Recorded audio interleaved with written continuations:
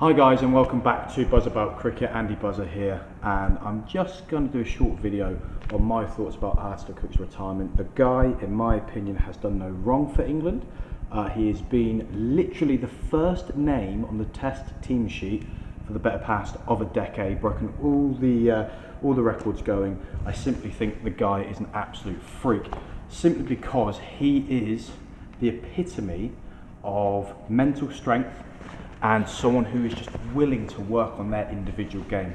I never saw him as the prettiest of batters to watch, but he inspired me and he kind of made me think about cricket in such a different way. His ability to almost limit his game and play to his strengths and force the bowlers to bowl in his areas. I think the guy is just up there as one of, if not the greatest, opening, authentic Test batters. That's what I would classify Alastair Cook, just an authentic, gritty, knows where my off stump, play to my game Test batter is. And he is going to leave, and he will, and he has left a huge hole in English Test cricket, because I honestly do not see how England are going to go to Sri Lanka and be successful facing a new ball. Keaton Jennings again has proved he is not good enough to play Test cricket, in my opinion. And the reason why I'm saying that, he's not actually too dissimilar to Alastair Cook in the way that he is limited within his technique, however clearly doesn't show the aptitude that Cook has had and what he's shown over the last 10 years. He's struggled so much against India. Yes, it has been probably one of the hardest summers to open the batting. But still, he has not shown that some players go out to bat and they fail. And as a cricket fan, or as a coach, or as a pundit, whoever, everyone's entitled to their opinion. You can say, or you can suggest, oh, that batter, yeah, but there's something there. There's something there. There's been parts of his innings where he just looks like he can play at that level. I've never seen that with Keaton Jennings. Not once. I think his highest score is just over 100. I think he averages low 20s. And I really just don't think he's good enough. You could argue he's a great player of spin. And I think with Cook leaving now before the Sri Lanka Test, he's probably going to get a gig. He's probably going to go, because to put a team with two completely new opening batters could be a massive risk. I think it's a risk worth taking. I don't think the board will. I think Jennings will get another go. You cannot keep looking at the likes of Burns just churning runs in the county championship and not get a go. And the biggest argument with Burns is that people are saying that his technique's not good enough.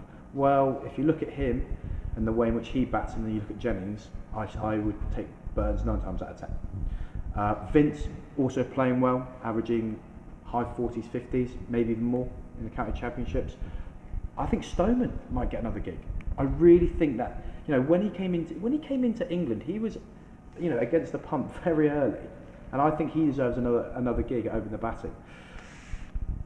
There is talk of Bairstow going up the top of the order. Now, Johnny Bairstow opening the batting, I think could be a positive move for England. I think it could be a really positive move.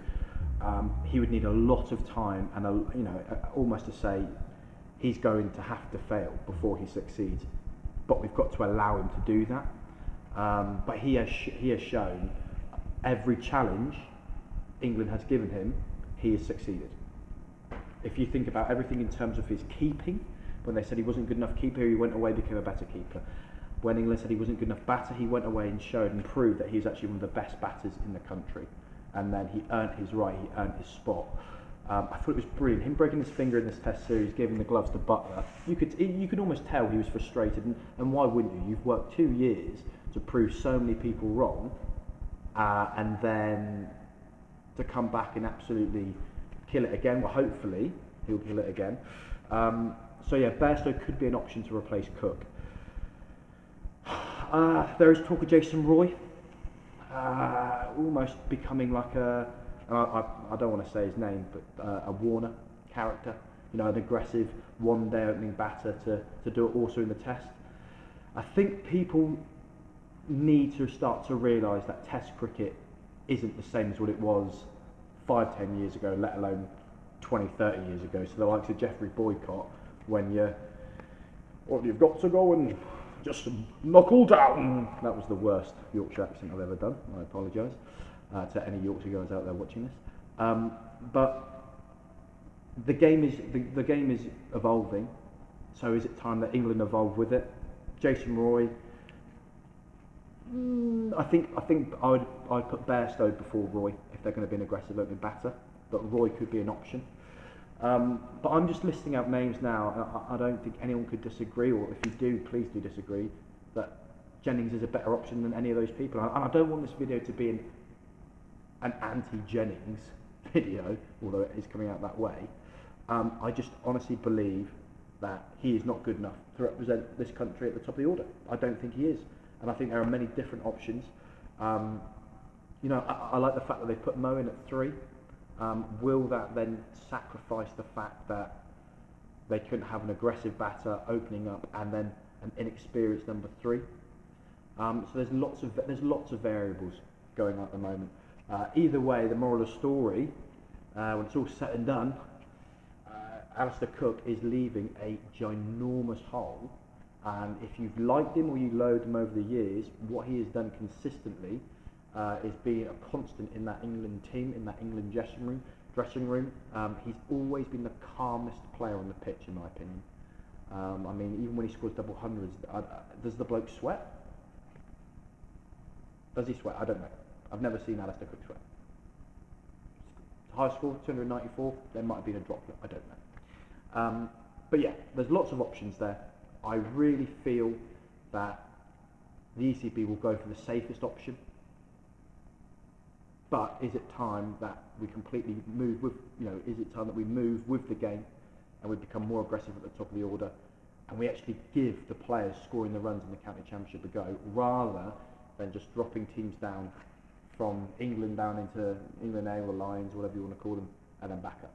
That's my thoughts on it. Anyway, if you agree, please let me know, give me some feedback. As always, like, follow, subscribe to the channel. I'm Andy Buzzer, that's Buzz About Cricket. Peace.